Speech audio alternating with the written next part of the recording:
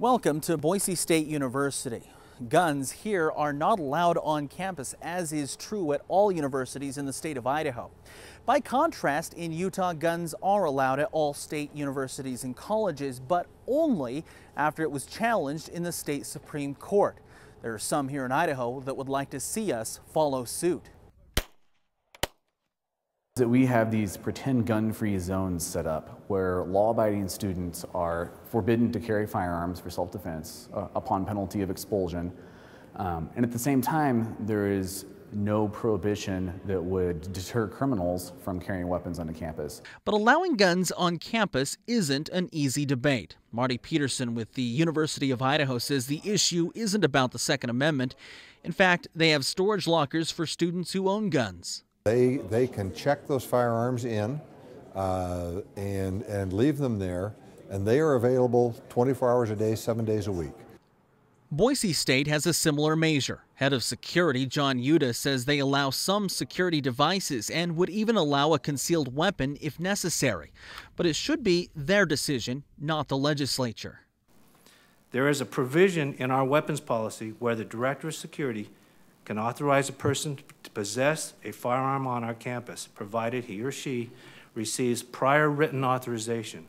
To date, I have not received any request from a concealed carry employee, staff, or student to possess a firearm on our campus. The issue, according to the universities, is over safety. I think if you look at the number of people that live on campuses around the country,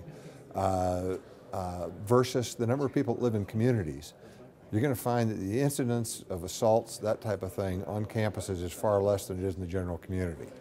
The University of Idaho was recently sued by a student who claims it's his right to own and carry a concealed weapon for personal defense. Peterson says the courts will have to make that distinction, and because it's over the Second Amendment, the courts should be the venue for this discussion. We also think that the courts are a more appropriate place to decide an issue of this nature rather than the legislature. I mean, the sponsors of the bill themselves indicated that there are constitutional issues involved here, and as a result, the courts will ultimately address the issue. Keith Owen, a firearms instructor, says he has no problems with guns on campus. We carry firearms and we might never have to use them in our entire life. But when something such as the Virginia Tech massacre happens and you're right in the middle of it, you could be the only one who has the ability to stop that shooter. But even Owen has reservations on who should be allowed.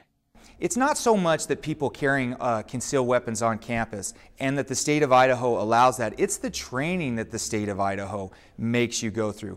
As the owner of a firearms training company, I don't think the state of Idaho really makes people go through all that much training. In Idaho, it's up to the discretion of the county sheriff whether to make a concealed weapons permit applicant take a training course. Utah requires a state-certified course, and their permit is also recognized by more states than any other in the continental U.S. I don't think that the exercise of our constitutional rights should be conditioned on extended amounts of training. I mean, we don't require training for novelists to write novels, obviously. We don't place severe restrictions on the exercise of other constitutional rights. And the right to keep and bear arms, I don't think, is any different in that situation. There will be a push for a bill similar to House Bill 222 next year. But for now, all eyes are on the University of Idaho and that lawsuit. For Idaho Reports, I'm Aaron Coons.